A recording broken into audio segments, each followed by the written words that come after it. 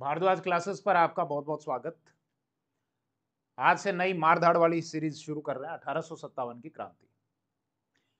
Last topic हमने देखा था भारत के गवर्नर जनरल, और गवर्नर जनरल में एक व्यक्ति को हमने छोड़ दिया था, केनिंग को, क्योंकि केनिंग भारत का लास्ट गवर्नर जनरल था और भारत का पहला वायसराय बना था। 1858 का एक एक्ट आता है, उसके द्वारा गवर्नर जनरल को वायसराय बना दिया गया था, लेकिन उसके बीच में एक मोड़ आता है और वो मोड़ है 1857 की क्रांति।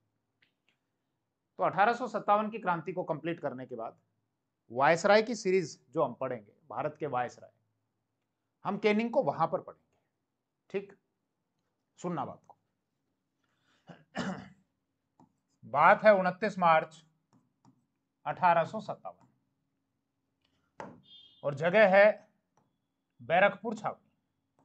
ये बैरकपुर छावनी जो पश्चिमी बंगाल में आता है। थोड़ा मैप से अगर आप समझेंगे तो ये पश्चिम बंगाल का मैप, ये कोलकाता के नॉर्थ में, उत्तर में यहां पर आती है बैरकपुर छावनी। और ये नदी है हुगली नदी। कभी जाओ तो तैर के जाना यहाँ पे और यहाँ पे पहुंच जाना। ठीक, इसी बैरकपुर छावनी में एक पैदल सेना थी, 34वीं नेटिव इन्फेंट्री। इन्फेंट्री मतलब पैदल सेना। कौन से नंबर की? 34वीं। उसका एक सिपाही था मंगल पांडे, और मंगल पांडे ने बंदूक उठाई और बंदूक उठाने के बाद दो अंग्रेज अधिकारियों को गोली मार दी। एक तो लेफ्टिनेंट बाग में बैठा होगा कहीं इधर, मार दी गोली। एक ह्यूसन, बाग और ह्यूसन। छावनी का एक कमांडिंग ऑफिसर था इस बैरकपुर छावनी का, जिसका नाम था हियर से। हियर से ने भी जब ये बात हियर करी, मतलब सुनी, बोले साहब मंगल पांडे जी हैं, बंदूक लेके निकल चुके हैं, दो को सल्टा दिया है, आपकी बारी है। वो इधर उधर हो। कब की घटना है? 29 मार्च की। मंगल पांडे को पकड़ लिया गया और 8 अप्रैल को 1857 फांसी पर चढ़ा दिया गया। यह एक अनौपचारिक शुरुआत होती है 1857 की क्रांति की। अब जब यह खबर फैली, यह खबर फैलती फैलती फैलती गई मेरठ में क्या था? अंग्रेजों का तोपखाना। गवर्नर जनरल जब मैंने आपको पढ़ाए थे तो वहां पर यह बताया था कि जो डलहौजी आया था, उस डलहौजी को यह आभास हो गया था कि उसके जो ये कुकर्म थे, कि इनके कारण ये यहाँ के लोगों में नाराजगी, बुलबुला फूटेगा। इसलिए वो पहले से तैयारियां कर गया था कि साहब सेना का जो मुख्यालय है वो तो शिमला कर दो। अपने सेना का मुख्यालय तो शिमला, पहले कलकत्ता में ही सेना का मुख्यालय होता था, कलकत्ता में ही तोपखाना होता था। उसने सेना का मुख्यालय तो शिमला कर दिया और तोपखाना कर दिया मेरठ में। मेरठ कहाँ आता है? यूपी में। तो ये मंगल पांडे वाली बात जब फैली, बोले साहब 29 मार्च को सल्टा दिया बाग और ह्यूसन को, 8 अप्रैल को बेचारे को फांसी दे दी पकड़ के। तो सैनिकों में भयंकर नाराजगी हुई और इस मेरठ की सैनिक छावनी में यहां पर 24 अप्रैल को 90 सैनिकों ने कर दिया विद्रोह। हमारी नजर में क्रांति, अंग्रेजों की नजर में विद्रोह। तो क्रांति कर दी, हम अपनी नजर में ही बोले। अंग्रेजों ने पकड़ लिया इनको, और पकड़ने के बाद 9 मई को 90 में से 85 सैनिक जो थे, अब सेना क्या करती है, आदेश अगर नहीं मानता कोई सैनिक तो क्या करती है? कोर्ट मार्शल कर देती है। इनका कोर्ट मार्शल कर दिया गया, 5 को छोड़ दिया गया। बोले साहब हमने नहीं किया था, इन्होंने हमको कहा ऐसा करने के लिए, हमारा कोई दोष नहीं था। तो 5 को रिहा कर दिया गया, 85 का कोर्ट मार्शल कर दिया गया। ये सैनिक बाहर घूमने के लिए गए हुए थे, मेरठ सैनिक छावनी के जो बाकी बचे हुए सैनिक हैं इन 90 के अलावा, बाहर घूम रहे थे। तो किसी ने ताना मार दिया, बोले बड़े मर्द बनते हो। महिलाओं ने ताना मारा, बड़े मर्द बनते हो, तुम्हारे 90 सैनिकों को पकड़ के 85 को कोर्ट मार्शल कर दिया, वहां तुम्हारी मर्दानगी नहीं दिखती। महिला ऐसा बोले तो चुप जाए बात। ये गए, कब की बात है? 10 मई की। गए सैनिक छावनी में, सैनिक छावनी को लूटा, अंग्रेज अधिकारियों को मारा, उनके परिवार के जो लोग थे उनको मारा, जो भाग सकते थे वो भाग गए, तोप खाना था ही यहाँ पे। अंग्रेज अधिकारी ने कहा, बोले साहब तोपों से उड़ा दिया जाए इन सैनिकों को। तोप खाने का जो अध्यक्ष था यहीं का था, उसने वो तोप इनकी तरफ ही घुमा दी, अंग्रेजों की तरफ। अंग्रेजों को ये बाद में समझ में आ गया, तोप खाने का अध्यक्ष भारतीयों को मत बनाओ, अपने आदमी को बनाना है। तो कुल मिलाकर ये जो तारीख आती है 10 मई 1857, आपके ध्यान रखने की बात ये है, यहां मेरठ सैनिक छावनी में यहां के सैनिकों के द्वारा विद्रोह कर दिया गया या क्रांति की शुरुआत कर दी गई। दो सैनिक टुकड़ियां थी, एक तो 20 एनआई मतलब नेटिव इन्फेंट्री 20वें नंबर की, मतलब पैदल सेना, इन्फेंट्री पैदल सेना, और 30 एलसी लाइट कैवलरी, कैवलरी मतलब घुड़सवार सेना। तो एक तो घुड़सवार सैनिकों की कौन सी टुकड़ी थी, 3 एलसी, और इनकी कौन सी सेना थी, पैदल सैनिकों की 20 एनआई। कब किया, 10 मई 1857 को। हालांकि पहले कब कर दिया था, 24 अप्रैल 1857 को। 90 सैनिकों ने किया था, उनको पकड़ लिया गया 9 मई को, उनमें से 85 का कोर्ट मार्शल कर दिया गया। इनका दिमाग खराब, इन्होंने कर दी क्रांति की शुरुआत। यहाँ का जो कमांडिंग ऑफिसर था वो था हैबिट, उसकी हैबिट सही नहीं थी, शायद इसीलिए मम्मी पापा ने नाम रखा होगा हैबिट, हालांकि हैबिट था वो, हैबिट हैबिट। ये यहां से होती है शुरुआत। अब आपके दिमाग में ये सवाल आ रहा होगा, क्यों कर रहे हैं सर, क्या मतलब है, क्यों मार रहे हैं अंग्रेजों को। कोई भी एक घटना होती है ना, उस घटना के पीछे कारणों की श्रृंखला होती है। उन कारणों की श्रृंखला में कोई एक तात्कालिक कारण होता है जो पहले के कारणों को बहुत बूस्ट कर देता है, बढ़ा देता है। 1857 की क्रांति के बहुत सारे कारण थे, उन कारणों को हम इस सीरीज के लास्ट में देखेंगे जब ये टॉपिक पूरा हो जाएगा, जिसमें मेंस में लिखने के अकॉर्डिंग राजनीतिक कारण क्या थे, सामाजिक, आर्थिक, धार्मिक, कई कारण थे। ये लगातार चलते आ रहे थे कारण। जैसा पिछली सीरीज में आपने देखा भी होगा, जब भारत के गवर्नर जनरल हमने पढ़े, तो डलहौजी तो डेली चाय नाश्ते के साथ रियासतों को खा जाया करता था, तो उसके कारण राजे रजवाड़े तो बहुत ज्यादा नाराज थे ही। कई राजाओं की उपाधि खत्म कर दी, पेंशन बंद कर दी, तो उनमें भारी नाराजगी थी। तात्कालिक कारण यह था कि अंग्रेज एक बंदूक का उपयोग किया करते थे, ब्राउन बेस, मतलब पीछे का जो हिस्सा होता है उसका भूरे रंग का होता है, लकड़ी का। आप नेट पे सर्च करना, मैंने नहीं ली, मैं भूल गया उसको लेना, बंदूक को। एक बंदूक होती है ब्राउन बेस बंदूक, ब्राउन यानी भूरे रंग का, बेस यानी उसका बेस भूरे रंग का, वो उपयोग में लेते थे। बाद में उस बंदूक को बंद करके उन्होंने एनफील्ड राइफल्स को यूज में लेना शुरू किया। उसमें एक कारतूस लगता था, उसको यूज में लेने से पहले मुंह से उसकी सील हटानी पड़ती थी। यह कहा गया कि ये जो सील है इसमें गाय और सुअर की चर्बी का यूज किया गया है। अंग्रेजों ने अपनी तरफ से खूब सफाई देने की कोशिश करी, ऐसा कुछ नहीं है, ये अफवाह है। लोगों ने यह भी बात फैला दी कि इसको छोड़ो तुम, तो कारतूस को, तुम जो रोटियां खा रहे हो उस रोटियों में भी हड्डियों का चूरा मिलाया जा रहा है, तुम्हारा धर्म भ्रष्ट किया जा रहा है। अगर राजस्थान हिस्ट्री आपने पढ़ी होगी तो वहां पर मैंने आपको बताया था कि नीमच की सैनिक छावनी, नीमच जो आता है मध्य प्रदेश में, जो समय मेवाड़ का पार्ट हुआ करता था, मेवाड़ के शासक थे महाराणा स्वरूप सिंह, वहां के सैनिकों ने क्रांति कर दी थी। मेवाड़ के एक व्यक्ति गए थे, अर्जुन सिंह सहीवाला। उन्होंने सैनिकों की शंका को दूर करने के लिए रोटी बनाई और बनाकर उनके सामने खाई कि देखो इसमें कोई हड्डियों का चूरा नहीं है। तो ये बात भी बहुत फैली थी। कितनी सच्चाई थी या नहीं थी, एक पक्ष ये कहता है कि इसमें सच्चाई थी, वास्तव में ऐसा किया जा रहा था। अगर किया भी जा रहा होगा तो मेरे हिसाब से अंग्रेजों का कोई ये मंशा नहीं रही होगी कि इनका धर्म भ्रष्ट कर दिया जाए, या रही भी होगी तो। पर इसके कारण सैनिक बहुत उत्तेजित हो गए थे और फिर मंगल पांडे ने इसी के कारण ये क्रांति की शुरुआत कर दी।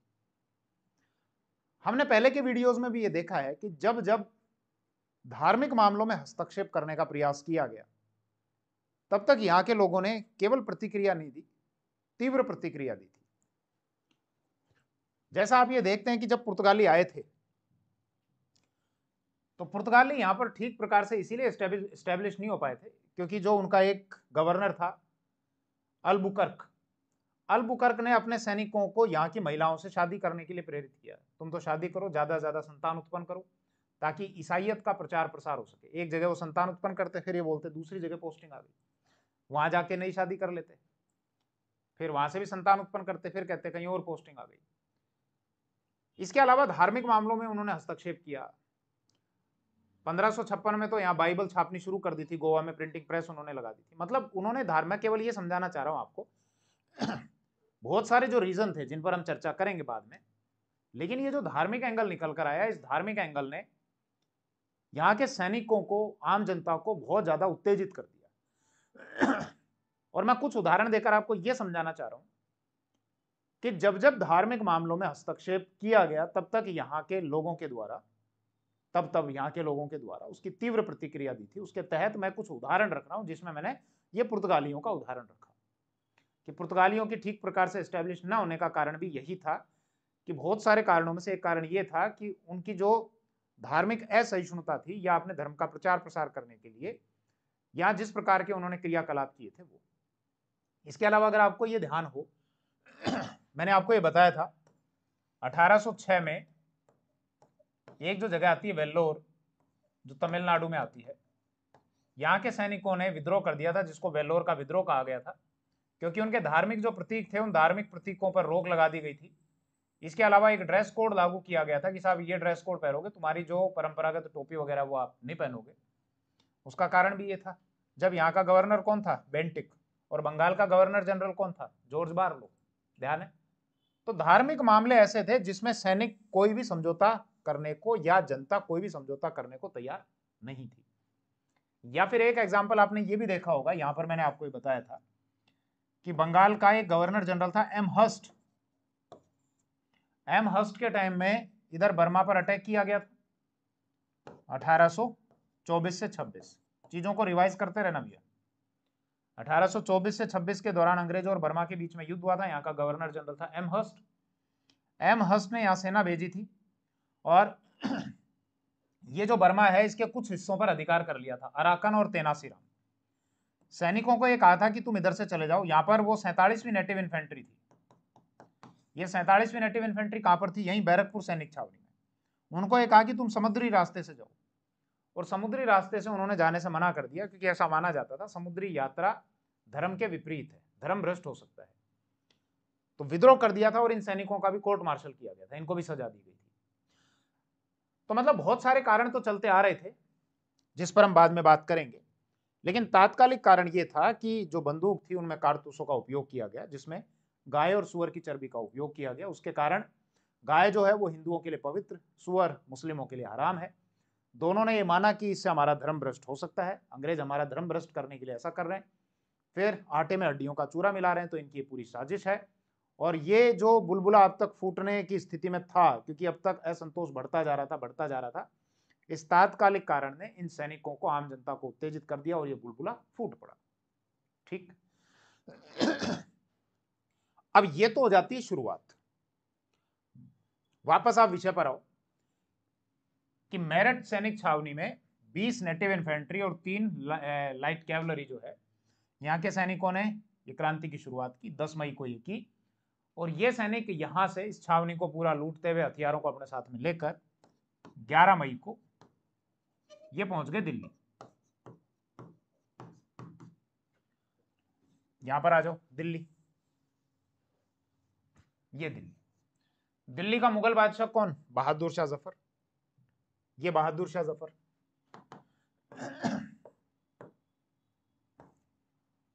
बहादुर शाह जफर की अवस्था देख लो, 1837 से और 57 तक, फिर 62 में डेथ हो जाती है, रंगून भेज दिया जाता है। अवस्था आप देखो, बहादुर शाह जफर लाल किले में था,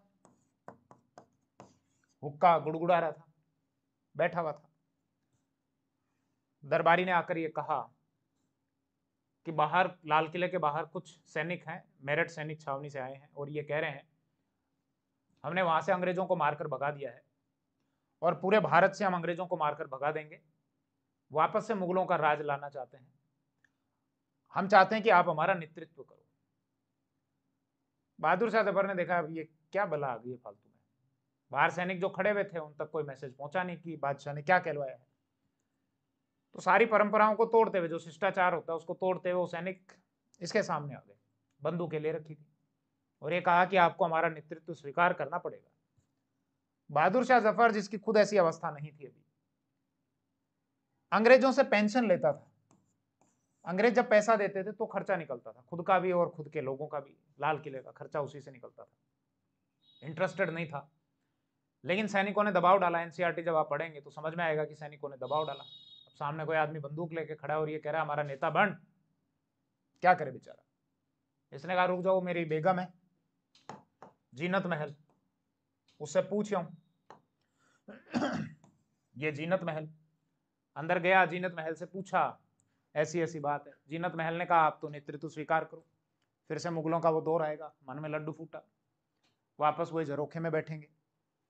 जीनत महल ने प्रेरित किया, बहादुर शाह जफर ने नेतृत्व स्वीकार कर लिया और फिर एक घोषणा करी जिसको आजमगढ़ घोषणा कहा गया।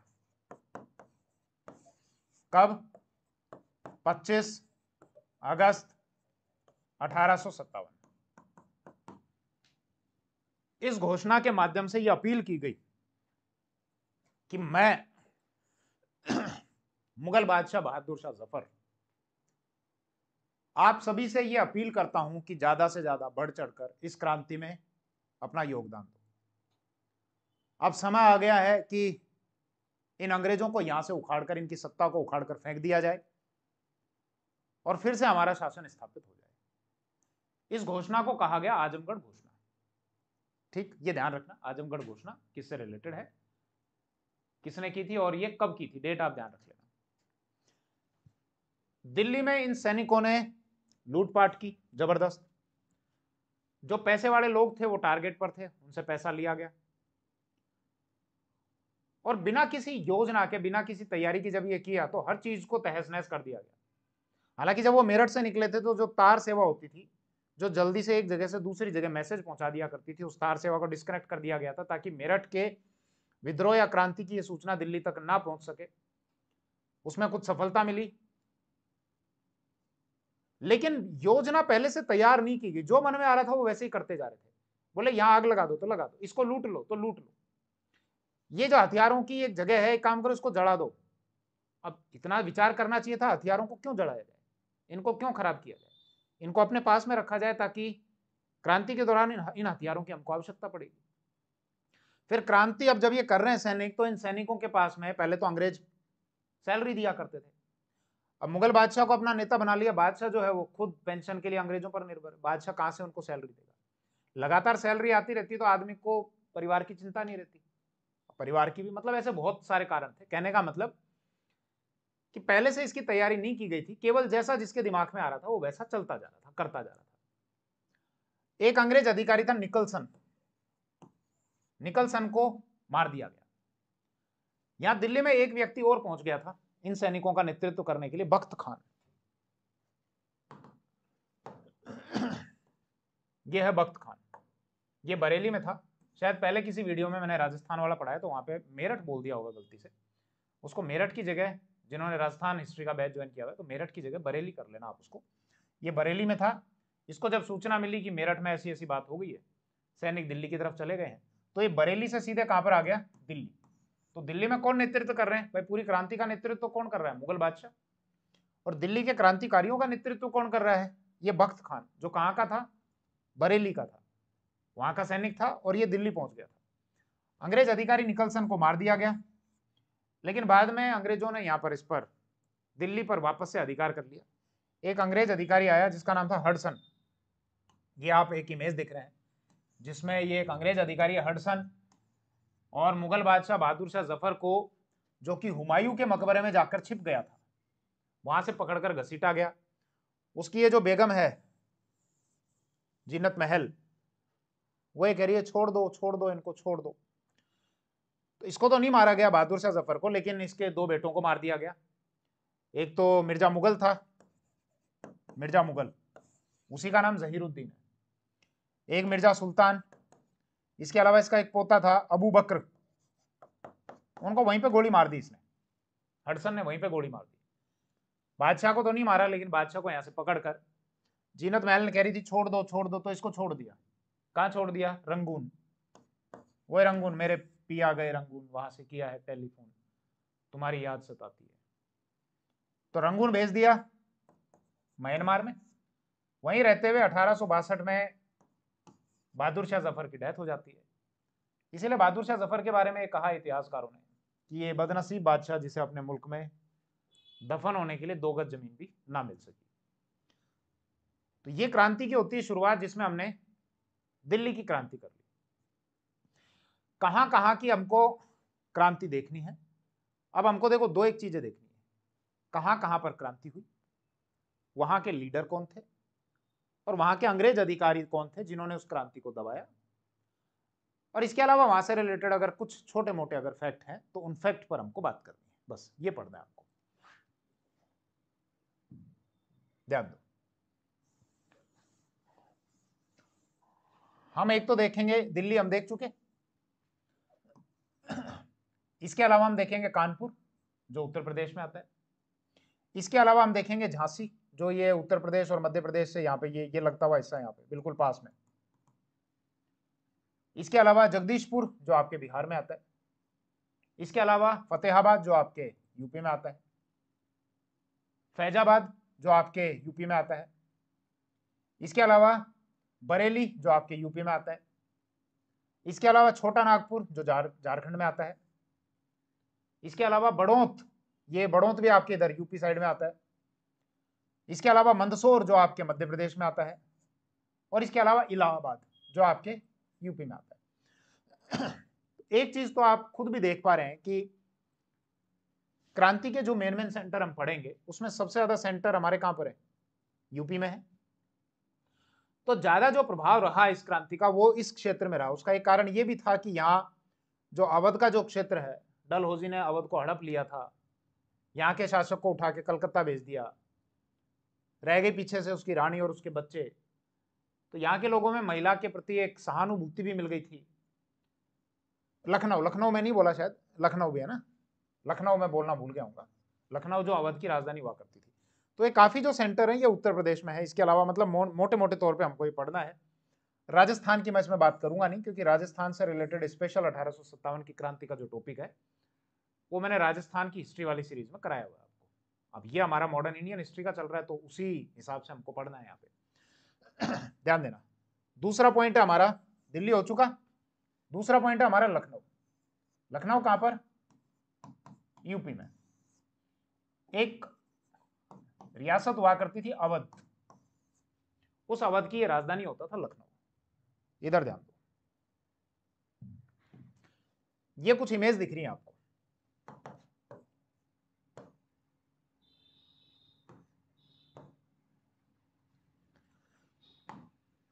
ध्यान करो, मैंने आपको पढ़ाया था कि भारत का जो गवर्नर जनरल था डलहौजी 1848 से और 56 तक, उसने 1851 में कहा था अवध के बारे में कि ये चेरी है और ये चेरी एक दिन हमारे मुंह में आकर गिरेगी। 1856 में उसने एक रिपोर्ट के आधार पर अवध का विलय कर लिया था। अपने एक व्यक्ति को भेजा जिसका नाम था आउटरम। आउटरम से एक रिपोर्ट तैयार करवाई। उस रिपोर्ट में ये कहा गया कि साहब अवध में तो भयंकर कुशासन है, जनता रो रही है, फूट फूट के रो रही है, चिल्ला रही है, कह रही है अंग्रेजों आओ बचाओ हमको, यहाँ कुशासन है भयंकर। ऐसी रिपोर्ट तैयार करवाई और इस आधार पर इस अवध का कर लिया विलय। वहां का नवाब था वाजिद अली शाह, गाने वाने सुनता रहता था, बैठा बैठा रहता, कुछ काम नहीं था। वाजिद अली शाह को यहां से उठाकर सीधे कहां भेज दिया? कलकत्ता, और अवध का विलय कर लिया। अवध जिसको कहा गया सैनिकों की नर्सरी या सैनिकों की पौधशाला। अंग्रेजों के जितने सैनिक होते थे उसमें सबसे ज्यादा सैनिक अगर कहीं से थे तो वो इसी क्षेत्र से थे, अवध के क्षेत्र से, जो अयोध्या वाला क्षेत्र है, नेपाल से बाउंड्री लगती है। तो अवध से मतलब अवध रियासत इतनी बड़ी थी, पूरी नेपाल से बाउंड्री लगती थी, और बहुत सैनिक थे यहाँ से जो अंग्रेजों के लिए काम कर रहे थे। सैनिकों में जब ये बात फैली, बोले इस प्रकार से किया अंग्रेजों ने हमारे साथ में, तो हम भी अंग्रेजों के प्रति वफादार क्यों रहे। और सैनिकों में अंग्रेजों के प्रति एक गुस्सा फूट पड़ा। यह भी था कि बेचारी एक उसकी बेगम है, इसको कहा गया महक परी। हजरत महल नाम था वैसे इसका, हजरत महल, इसी को लिखा जाता है महक परी। महक परी का जो बेटा था बिरजिस कादिर, इसने कादिर को अगला बोले ये नवाब है और लोगों मुझे तुम्हारी आवश्यकता है, इन अंग्रेजों को यहां से उखाड़ के फेंकना है, बेटे को नवाब बनाना है। तो एक तो ये ध्यान रखना, महक परी या हजरत महल, अपने बेटे को नवाब बना दिया बिरजिस कादिर को। और यहां पर ये जो आंदोलन है ये एक बहुत बड़े जन आंदोलन के रूप में परिवर्तित हो गया था। जन आंदोलन का मतलब समझ में आ रहा है, जन यानी जनता, कि जनता रिवोल्ट कर दे, तो इसीलिए ये बहुत बड़ा यहां पर जन आंदोलन हुआ था। आपको अगर ध्यान हो तो एक एग्जांपल देता हूं मैं, कि सैनिकों में इस अवध वाले इशू को लेकर कितनी नाराजगी थी। आप सुनना इस बात को। ये वाला हिस्सा है मेवाड़, राजपुताना की एक रियासत। यहां मध्य प्रदेश में एक जगह आती है नीमच। वो नीमच कभी यहां छावनी हुआ करती थी। राजपुताना में अंग्रेजों की 6 छावनियां हुआ करती थी। उन 6 छावनियों में से एक छावनी थी नीमच। वो नीमच आज मध्य प्रदेश में आता है, लेकिन उस समय मेवाड़ रियासत के अंतर्गत आया करता था। यहां के सैनिकों ने 2 जून 1857 को क्रांति कर दी थी अंग्रेजों के खिलाफ। यहां का एक अंग्रेज अधिकारी था कर्नल एबॉट। कर्नल एबॉट को यह आभास हो गया था कि कुछ ना कुछ खिचड़ी पकड़ी है और तुम्हारे खिलाफ बहुत कुछ होने वाला है इस छावनी में। कर्नल एबॉट ने 1 या 2 दिन पहले सैनिकों को खड़ा किया, हिंदुओं को गीता पकड़ा दी, मुसलमानों को कुरान, और यह कहा किताब पर हाथ रखकर सौगंध खाओ कि तुम हमारे वफादार रहोगे।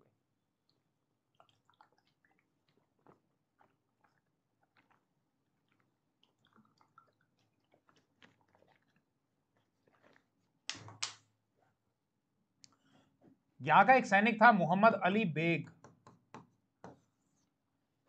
मोहम्मद अली बेग ने यह कहा कि हमसे इस प्रकार की उम्मीद मत रखो, हम जानते हैं तुमने अवध के साथ में क्या किया है। जब तुम अपनी बात पर नहीं टिके तो हमसे इस प्रकार की उम्मीद रखना बेईमानी है। यह उदाहरण इसलिए बता रहा हूं ताकि आप समझ सकें कि अवध का इशू ऐसा था जिसको लेकर सैनिकों में भारी नाराजगी थी। तो इसीलिए यहां पर एक बहुत बड़ा जन विद्रोह हुआ। अब जब यहां पर यह हो गया तो भीड़ उग्र थी। वहां का एक ही अधिकारी था, हेनरी लॉरेंस, रेजिडेंट था हेनरी लॉरेंस। इसका नाम आपने पहले भी पढ़ा, अभी बताऊंगा मैं। हेनरी लॉरेंस को ही लगता था मैं भीड़ को समझा सकता हूं। बाकी अंग्रेज जब भाग गए तो इसने कहा कि इन लोगों को समझाया जा सकता है। भीड़ तो भीड़ होती है, भीड़ का एक अपना अलग ही दिमाग होता है। वहां पर 1 या 2 व्यक्ति क्या सोचते हैं उससे कुछ फर्क नहीं पड़ता। भीड़ जैसा सोचती है उसके हिसाब से ही सबकी सोच वैसी हो जाती है। भीड़ आई और इसको पकड़कर और आग में फेंक दिया, जलाकर मार दिया इसको, हेनरी लॉरेंस को। हेनरी लॉरेंस, अगर आपको ध्यान हो तो मैंने आपको जब पंजाब रियासत पढ़ाई थी तो वहां पर बताया था कि एक संधि हुई थी, लाहौर की संधि, 9 मार्च 1846 को, जिसमें अंग्रेजों और सिखों के बीच में पहला एंग्लो सिख वॉर हुआ था 1845 से और 46 के बीच में। ध्यान आ रहा है आपको? मैं एक बार रिवाइज कराता हूं ताकि चीज फिर से रिकॉल हो जाए। उसमें अंग्रेजों ने सिखों के साथ में कुछ युद्ध लड़े थे।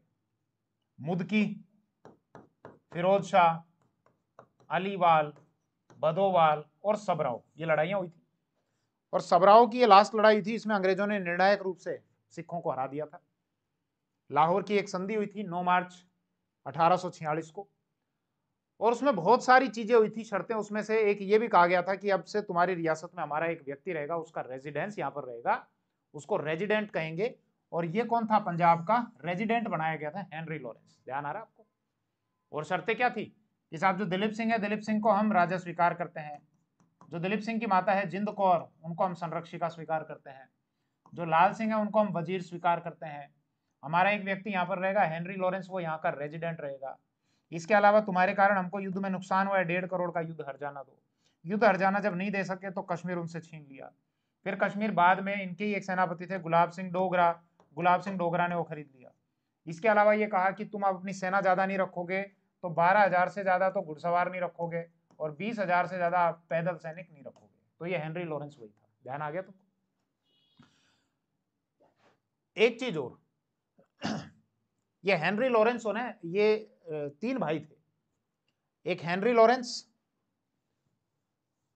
एक जॉन लॉरेंस, एक पैट्रिक लॉरेंस। हेनरी लॉरेंस तो ये है ही। अभी इसका नाम एक बार और आएगा चिन्हट की लड़ाई में। इसके अलावा जॉर्ज पैट्रिक लॉरेंस, इसके अलावा जॉन लॉरेंस। इसकी जानकारी दे दी। ये जो जॉर्ज पैट्रिक लॉरेंस है 1857 की क्रांति के टाइम राजपूताना का एजीजी था, यानी agent to the governor general.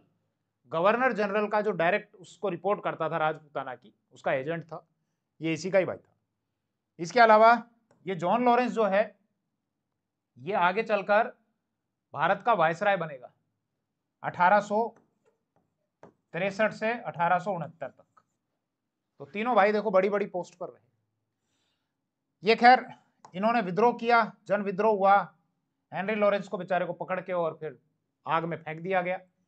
ये सॉफ्ट कॉर्नर था थोड़ा इंडियंस के लिए, क्योंकि हमने ये देखा था कि जब पंजाब का विलय किया गया था तो ये बहुत नाराज था और इसने अपना रिजाइन दे दिया था कि अंग्रेजों तुमने गलत किया, तुम पंजाब रियासत को हड़प गए, तुमने अच्छा नहीं किया इनके साथ में। तो यहाँ के लोगों के लिए इसके मन में सॉफ्ट कॉर्नर था, पर वही भीड़ तो फिर भीड़ है, भीड़ ने पकड़ा और आग में फेंक दिया, जिंदा जला दिया इस आदमी को।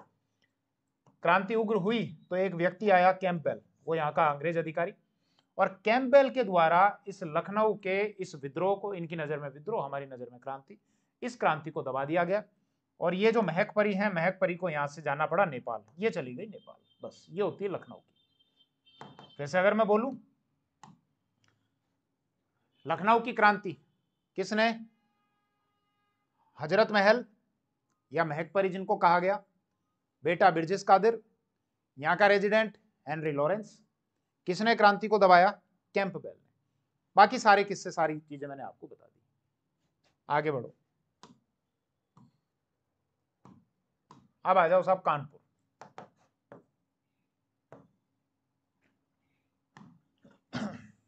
दो इमेज दिख रही हैं आपको, एक तो ये है धुंधु पंत, जिनको हम पेशवा नाना साहेब के नाम से जानते हैं। नाम क्या है, धुंधु पंत, पेशवा नाना साहब के नाम से जानते हैं। ये इनके सेवक हैं रामचंद्र पांडुरंग, जिनको हम तात्या टोपे के नाम से जानते हैं। और ये एक आप इमेज देख रहे हैं, मैंने गूगल पे सर्च किया और वहां पर इसके बारे में डिटेल ये दी हुई थी कि अंग्रेजों ने तात्या टोपे को पकड़ लिया था, और पकड़ने के बाद ये देखो हथकड़ियां लगाई हुई हैं, शायद आपको हो सकता है नहीं दिख रही होंगी, गूगल पे आप सर्च करके देखना कि अंग्रेजों ने हथकड़ियां लगाई हुई हैं। और फिर इनको पकड़ने के बाद 18 अप्रैल 1859 को इनको फांसी दे दी गई थी। तो ये फांसी से ठीक पहले की इनकी इमेज है। कानपुर की बात है कि नाना साहब की देखो पेंशन बंद की जा चुकी थी। आपको मैंने पढ़ाया है पहले की वीडियोस में कि डलहौजी ने बहुत सारे यहाँ के शासकों की पेंशन बंद की थी, जिसमें नाना साहब की भी पेंशन बंद कर दी थी, कर्नाटक के नवाब की भी पेंशन बंद कर दी थी, तंजौर का जो राजा है उसकी उपाधि छीन ली गई थी, हैदराबाद की जो रियासत है उससे बरार का क्षेत्र छीन लिया गया था। तो ऐसा किया गया था डलहौजी के द्वारा। इन्होंने अपनी पेंशन बढ़ाने के लिए एक व्यक्ति को लंदन भी भेजा था, अजीमुल्ला को। ये तो है अजीमुल्ला, ये कहां गए थे, लंदन। किस लिए, नाना साहब की पेंशन बढ़वाने के लिए। इनका जब नाम आया तो लगे हाथ, मैंने एक व्यक्ति को और ले लिया, ये रंगोजी बापू जी। ये छत्रपति के अधिकारों की रक्षा के लिए ये भी लंदन गए थे, रंगोजी बापू जी। सवाल ये पूछा जाएगा आपसे कि 1857 की क्रांति के जो योजनाकार थे, जिन्होंने इसकी योजना बनाई, वो कौन थे, ये ध्यान रखना। एक तो ये अजीमुल्ला और एक रंगोजी बापू जी। इन्होंने योजना बनाई थी कि हम लोग क्रांति करेंगे 31 मई की डेट डिसाइड कर दी गई थी। लेकिन हम ये देखते हैं कि उससे पहले ही प्रॉपर कम्युनिकेशन ना होने के कारण, ठीक से कोई योग्य नेतृत्व ना मिलने के कारण, अब आप सोच रहे होंगे सर आप कैसे कह रहे हो योग्य नेतृत्व नहीं मिला, क्या बहादुर शाह जफर योग्य नेता नहीं था? आगे चलकर एक वायसराय होता है जेम्स लॉरेंस, जो मैंने अभी बताया, हेनरी लॉरेंस का भाई। वो ये कहता है कि क्रांतिकारियों में कोई योग्य नेतृत्व नहीं था। अगर इनमें कोई योग्य नेतृत्व होता जो सबको अच्छे से कोऑर्डिनेट करता, सबको प्रॉपर डायरेक्शन देता, इंस्ट्रक्शन देता, तो बोले हमको यहां से बोरिया बिस्तर बांधकर वापस जाना पड़ता। ये वायसराय कहता है खुद आगे। तो खैर इन दोनों ने ये योजनाकार थे और इन दोनों ने क्रांति की योजना बनाई। डेट डिसाइड की गई थी 31 मई 1857। इसके अलावा क्रांति का कैसे प्रचार प्रसार हो, कैसे लोगों तक ये मैसेज जाए, तो व्हाट्सएप फेसबुक चालू हुए नहीं थे। तो एक तो ये कमल का फूल और इसके अलावा एक रोटी, अपना व्यक्ति भेजते और वो व्यक्ति गांव गांव ढाणी ढाणी जाता और कमल का फूल और रोटी जो है वो पकड़ा के आता। वो इस बात का प्रतीक था कि क्रांति के लिए तैयार रहो, अंदर ही अंदर क्रांति की हम तैयारी कर रहे हैं। लेकिन 31 मई से पहले ही बुलबुला फूट गया था मेरठ की सैनिक छावनी में, और पूरे देश में अगर एक साथ ये क्रांति होती तो अंग्रेजों के हाथ पांव फूल जाते। पूरे देश में एक साथ वो कैसे दबा पाते। लेकिन अलग अलग जगह हुई कि आज यहाँ दिल्ली में हो रही है, फिर लखनऊ में हो रही है, फिर कानपुर में होती है, फिर जगदीशपुर में हो रही है जो बिहार में, फिर आपके फतेहाबाद में हो गई, फैजाबाद में हो गई, बरेली में हो गई, छोटा नागपुर में हो गई, मंदसौर में हो गई, इलाहाबाद में हो गई। तो अलग अलग जगह हो रही है, तो पहले यहां से दबा दी, फिर यहां दबा दी, फिर यहां दबा दी। तो अलग अलग जगह कोऑर्डिनेशन का अभाव था, इसीलिए अंग्रेजों के लिए आसानी रही दबाने में। लेकिन अगर योजना के हिसाब से होता, सब जगह एक साथ अगर क्रांति होती, तो अंग्रेज इसको दबा नहीं पाते। अब उसका रिजल्ट पॉजिटिव आता है या नेगेटिव आता है, वो तो जब आप इस पूरे टॉपिक को आप पढ़ लेंगे तो आप खुद डिसाइड कर पाएंगे कि ये क्रांति उस समय असफल रही, ये ज्यादा अच्छा था, या सफल हो जाती वो ज्यादा अच्छा होता। चलिए, ये दोनों मैंने लगे हाथ आपको बता दिए, इस फैक्ट को आप ध्यान रखना। अब वापस आ जाओ। तो पेंशन वगैरह इनकी बढ़ाई नहीं थी, पेशवा मानने से इनको मना कर दिया, इन्होंने क्रांति कर दी। ये इनके सेवक थे तात्या टोपे, और इस क्रांति को यहां से दबा दिया गया। क्रांति को दबा दिया गया तो इनको जाना पड़ा नेपाल। ये तो कहां चले गए? नेपाल। और महक परी भी कहां चली गई थी? नेपाल। आपसे पूछा जाएगा कि यहां कानपुर में क्रांति को किसने दबाया? वही व्यक्ति, कैंपबेल। इसी कैंपबेल ने कहां पर दबाया था? लखनऊ में। यही कहां पर दबा रहा है? कानपुर में। दिल्ली में कौन दबा रहा था? हडसन। दिल्ली में कौन सा अंग्रेज अधिकारी मारा गया था? निकलसन। याद रखना मुश्किल है क्या? निकलसन। निकल गए, प्राण ही निकल गए निकलसन के। और लखनऊ में कौन सा रेजिडेंट मारा गया था? Henry Lawrence. अच्छा आदमी था। चलो आगे बढ़ो, अब इधर ध्यान दो। अब चलते हैं झांसी की तरफ। देखो, एक चीज और समझ लेना कि ये जो है ना तात्या टोपे, कानपुर से तो क्रांति को दबा दिया गया था, तो तात्या टोपे यहां से चले गए ग्वालियर, और ग्वालियर में क्रांतिकारियों का नेतृत्व किया। ग्वालियर कहां पर आता है? मध्य प्रदेश में। तो इधर जब आप ध्यान दोगे तो अब नेक्स्ट हम बात कर रहे हैं किसकी? झांसी की। ये देखो, ये जो हिस्सा आपको दिखता है ना उत्तर प्रदेश का, ये वाला जो एकदम पतला सा ये जो हिस्सा यूं निकला हुआ है, ऐसा कुछ दिखता है, जो मध्य प्रदेश से राजस्थान से बाउंड्री लगाता है, यहां पर आता है झांसी। वर्तमान झांसी यहां पर आता है। रियासत का जो स्वरूप था वो मैप थोड़ा सा अलग था, मतलब उसमें मध्य प्रदेश और उत्तर प्रदेश के कुछ हिस्से आते थे। ये जो झांसी की रियासत थी, पहले तो पेशवाओं के अधिकार में थी, क्योंकि जब मैंने आपको बाजीराव पढ़ाया था, बाजीराव फर्स्ट, 1720 से लेकर 1740 तक जो पेशवा थे, उनके टाइम मैंने बताया था कि बुंदेलखंड के जो शासक थे छत्रसाल बुंदेला, मोहम्मद खान बंगस जो मुगलों का एक कमांडर था बंगस, उसने अटैक कर दिया था। उसने अपनी हेल्प के लिए, छत्रसाल बुंदेला ने अपनी हेल्प के लिए बाजीराव फर्स्ट को मैसेज भिजवाया कि साहब आप हमारी हेल्प करो। बाजीराव फर्स्ट ने हेल्प करी छत्रसाल बुंदेला की, तो छत्रसाल बुंदेला ने कुछ हिस्से पेशवा को दे दिए थे। कौन कौन से? सागर, कालपी, हृदयनगर और झांसी। याद आ रहा आपको? तो ये झांसी पहले इनके पास में था, बुंदेलों के पास में था, लेकिन किनको दे दिया गया था? पेशवाओं को। पेशवाओं के अधिकार में था।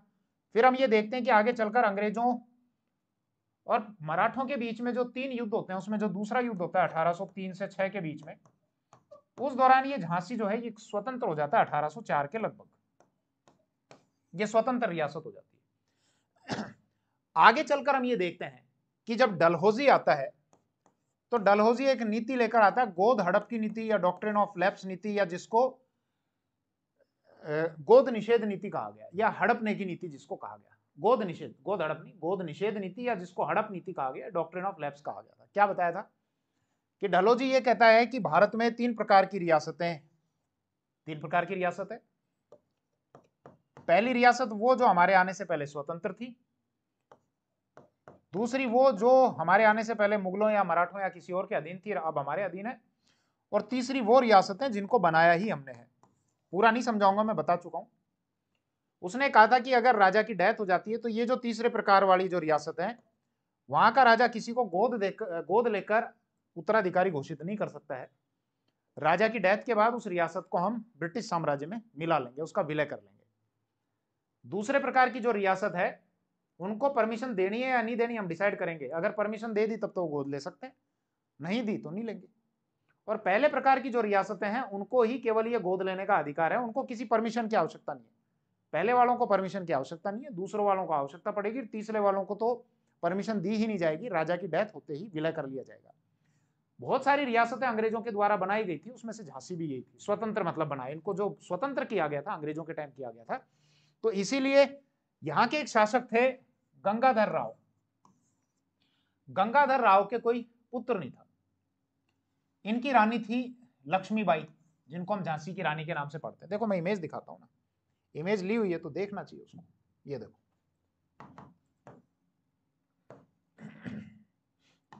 ये रानी लक्ष्मीबाई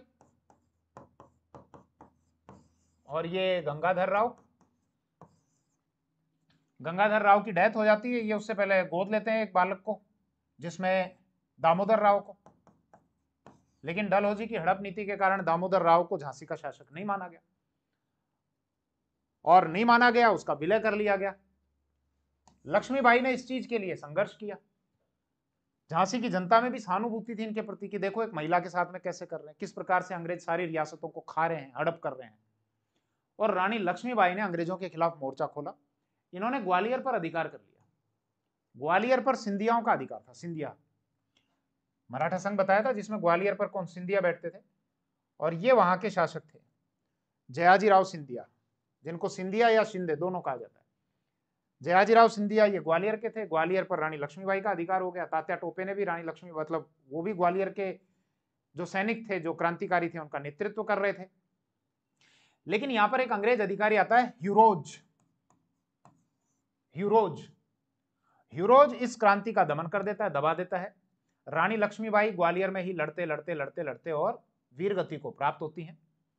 ह्यूरोज ये कहता है, इसका एक कथन है कि 1857 की क्रांति में अगर कोई एकमात्र मर्द है वो रानी लक्ष्मीबाई है।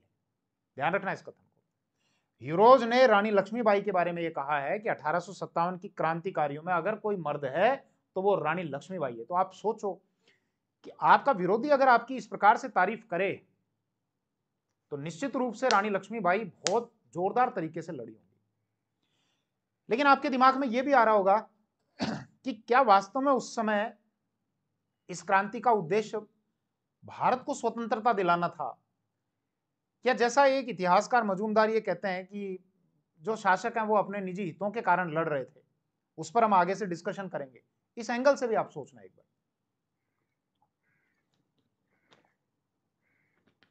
लेकिन बात वो है, देखो, जिंदा हाथी लाख का और मरा 1.25 लाख का, कि उस समय भले ही शायद हो सकता है राष्ट्रवादी भावनाओं का विकास नहीं हुआ होगा जैसे बहुत सारे इतिहासकार कहते हैं, लेकिन ऐसा नहीं देखने को मिलता है। राष्ट्रवादी भावनाएं तो थी, लेकिन बहुत सारे कहते हैं कि साहब राष्ट्रवादी भावनाओं का विकास नहीं हुआ था। लेकिन आगे चलकर ये क्रांति ऐसी थी जिसने हमारा जो नेशनल मूवमेंट था उसमें प्रेरणा स्रोत के रूप में काम किया था। खैर, वापस विषय पर आ जाओ।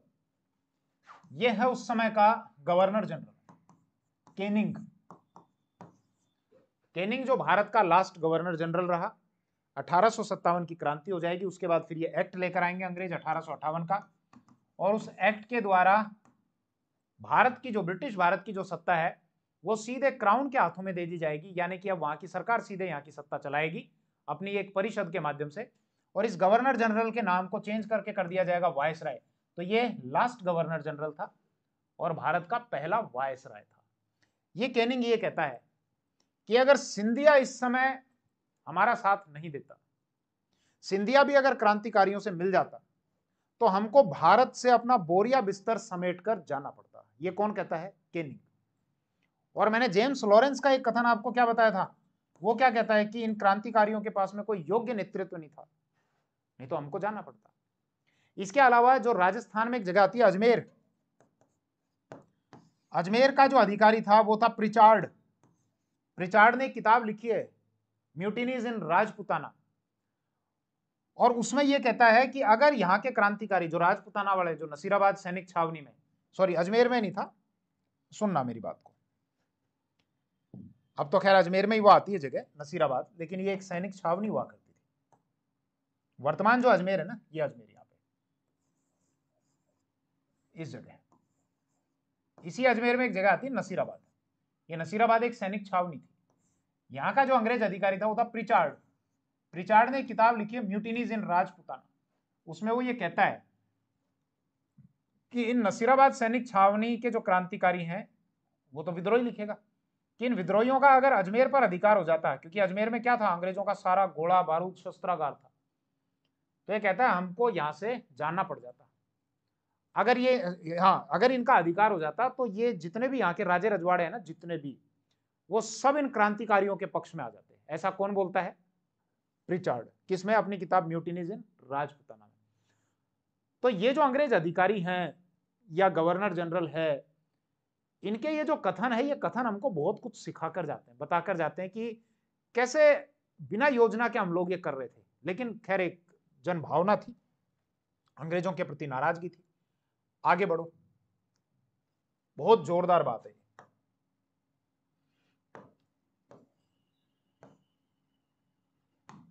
ये एक व्यक्ति है, बाबू कुंवर सिंह। 1857 की क्रांति के टाइम इनकी एज थी लगभग 80 वर्ष। एक जगह आती है जगदीशपुर, बिहार में। बिहार में एक जगह आती है, कौन सी? जगदीशपुर। वहां के जमींदार थे, और यहां केवल इस क्षेत्र में नहीं, आसपास के क्षेत्र में ये क्रांतिकारियों का नेतृत्व कर रहे थे। एक सैनिक टुकड़ी दानापुर की, एक कोई सैनिक थे, दानापुर सैनिक छावनी के कोई सैनिक थे, दानापुर, ध्यान रखना, उन सैनिकों का नेतृत्व इन्होंने किया। और एक कोई अंग्रेज अधिकारी आया था जिसका नाम था डगलस। ये लोग क्या गंगा नदी को पार कर रहे थे। गंगा नदी को जब ये पार करने लगे, यहां नाव में बैठने लगे, तो डगलस ने गोलियां चलाई। उन गोलियों में से एक गोली इनके लेफ्ट हैंड पे आके लगी। गोली लगी तो अब पूरे शरीर में जहर फैलने का खतरा। आप सोचो, 80 साल के इस व्यक्ति ने क्या किया। अपनी तलवार निकाली और स्वयं की तलवार से अपना हाथ काट के गंगा मां को अर्पित कर दिया। बोले पूरे शरीर में जहर फैल सकता है, इतना समय है नहीं कि डॉक्टर के पास में जाया जाए, क्या इलाज होगा इसका। और अब 80 वर्ष की आयु है, जितना जी चुके थे जी लिए, गंगा माई को अर्पित। क्या मतलब जबरदस्त, कितना जबरदस्त। आप एक बार खुद विचार करके देखो कि कोई व्यक्ति खुद अपना हाथ काट ले। और ऐसे में कई लोग ये लिखते हैं कि साहब राष्ट्रवादी भावनाओं का विकास नहीं हुआ था। शायद इतना ज्यादा नहीं हुआ होगा, लेकिन ऐसा तो था, हुआ तो होगा। ये ध्यान रखना, केवल नाम ध्यान रखना, बाबू कुंवर सिंह। कहां से? जगदीशपुर, बिहार। क्रांतिकारियों का नेतृत्व किया था। और बाद में जो सैनिक थे वो दानापुर के सैनिक थे। और ये टेलर है, पूरा नाम शायद विलियम टेलर है, इसके द्वारा वहां पर क्रांति को दबा दिया गया था। ये जगदीशपुर से रिलेटेड ध्यान रख लेना। अब एक चीज आपको बताता हूं बहुत जोरदार।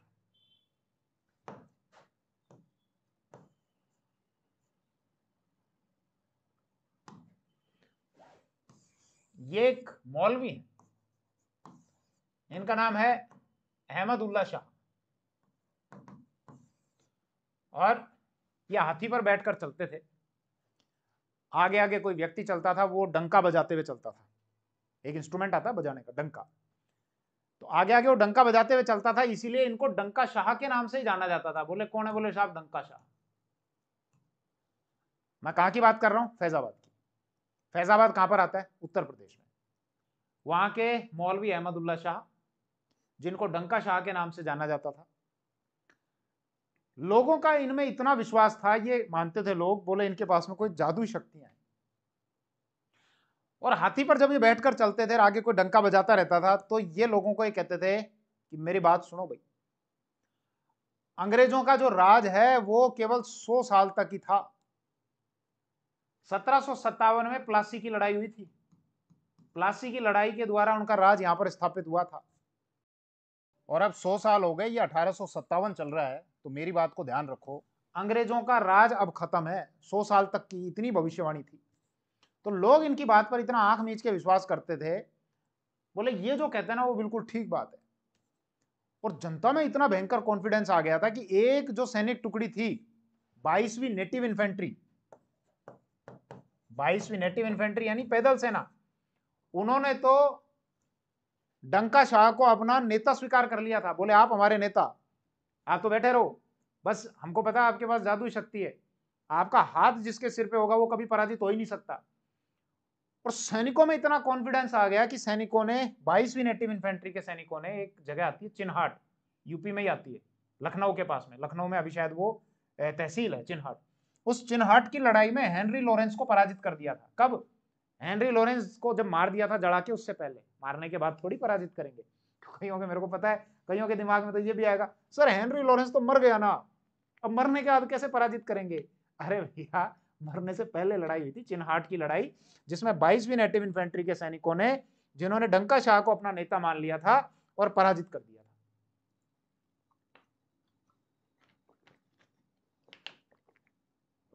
अंग्रेजों को इतना डर था कि बोले ये आदमी अपना खेल बिगाड़ेगा। लोगों में अटूट विश्वास है इसके प्रति। 50,000 रुपए का इनाम घोषित कर दिया था अंग्रेजों ने, बोले जो इनको पकड़वाएगा 50,000 रुपए की राशि दी जाएगी। खैर, बाद में दबा दिया गया इस क्रांति को।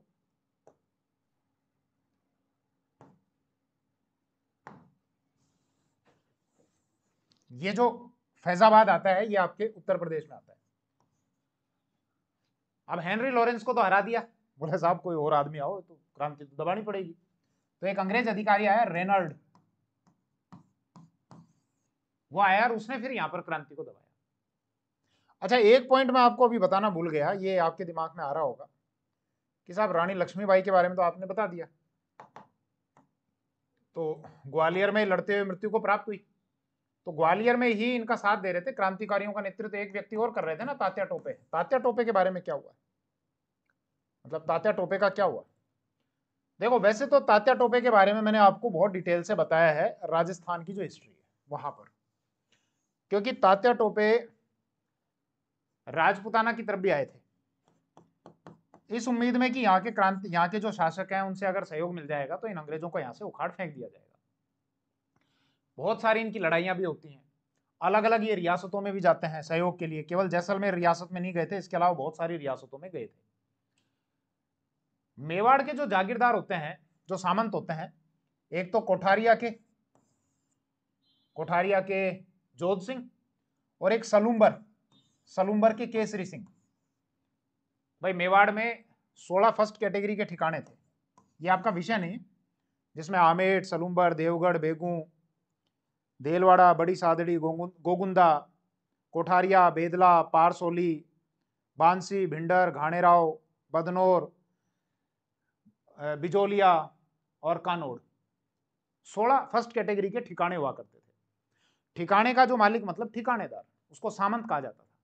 तो उनमें से जो ये 2 ठिकाने थे ना, एक तो कोठारिया और एक सलूम्बर, यहां के सामंतों ने इनको शरण दी थी अपने पास में।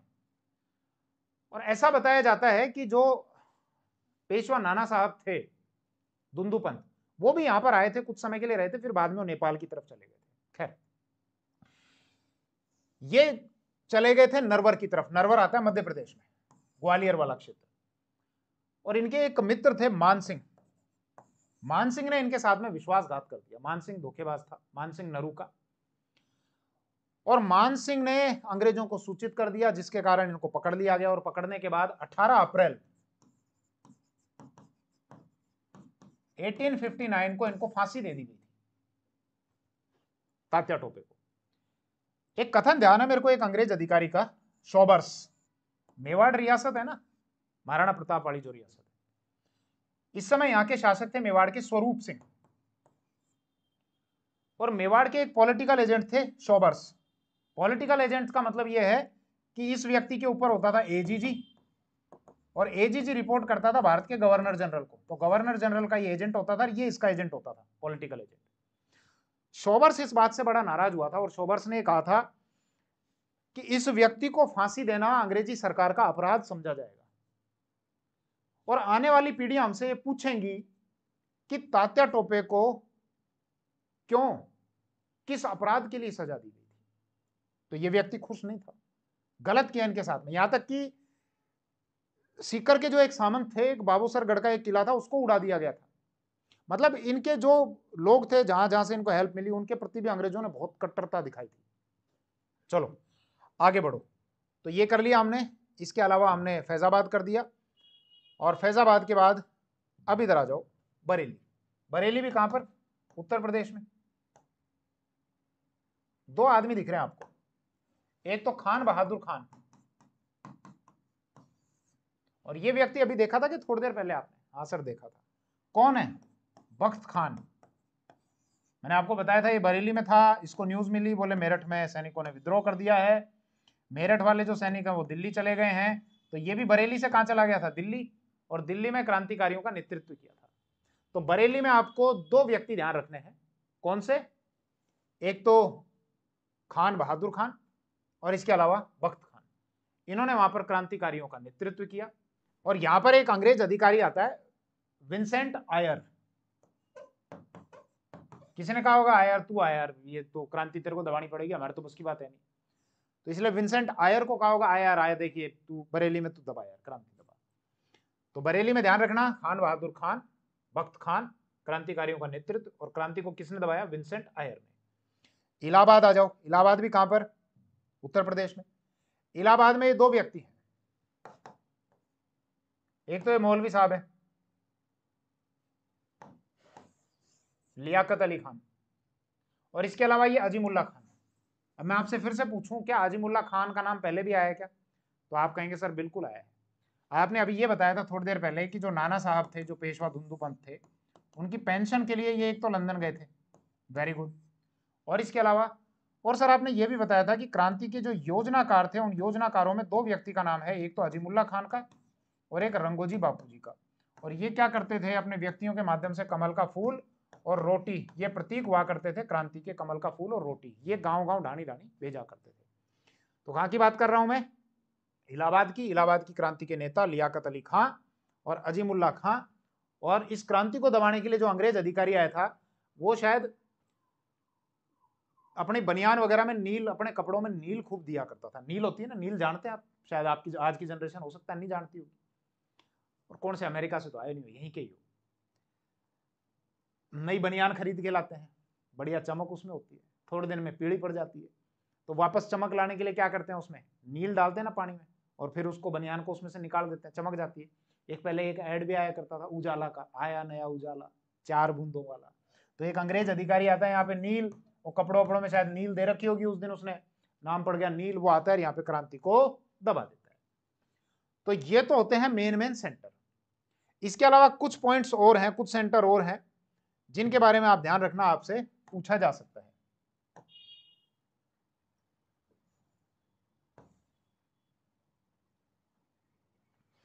एक तो छोटा नागपुर, ये इधर जो झारखंड में आता है ना, ये छोटा नागपुर, यहां पर एक व्यक्ति होता है गोनू, और एक जनजाति है यहां पर कोल।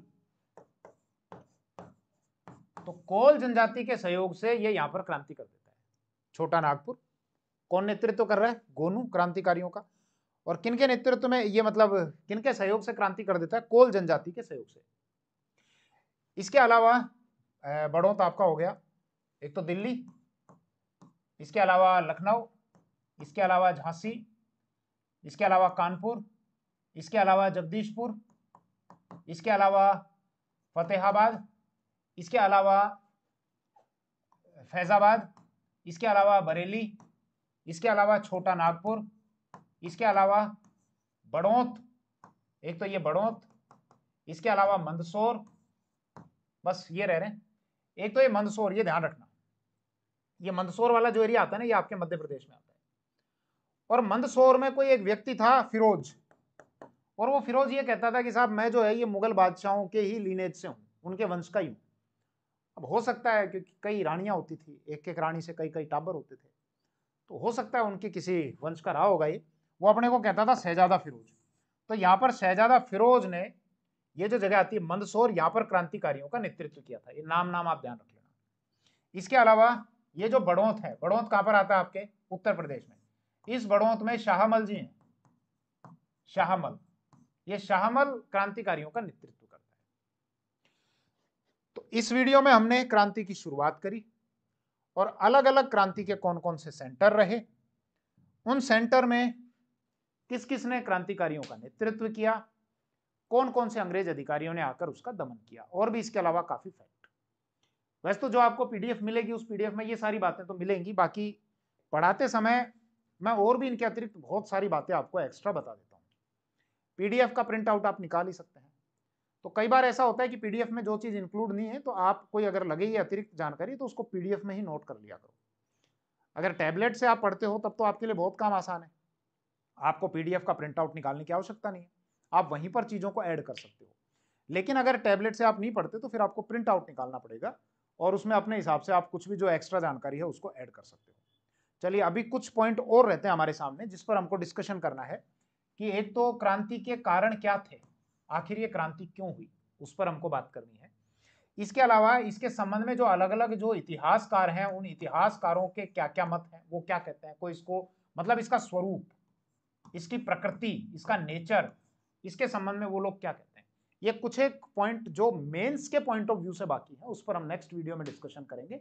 थैंक यू, जय हिंद।